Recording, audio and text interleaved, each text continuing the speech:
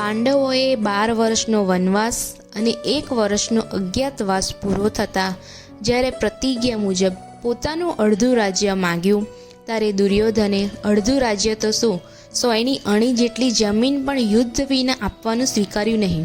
આથી પાંડવો અને કૌરવો વચ્ચે યુદ્ધ કરવાનું નિશ્ચિત થઈ ગયું. બંને પક્ષે યુદ્ધની તૈયારી થવા લાગી. મહર્ષિ વેદવ્યાસે ધૃતરાષ્ટ્ર પાસે આવીને કહ્યું કે યુદ્ધ થવું અને તેમાં સંહાર થવો અનિવાર્ય છે. એને કોઈ ટાળી શકવાનું નથી.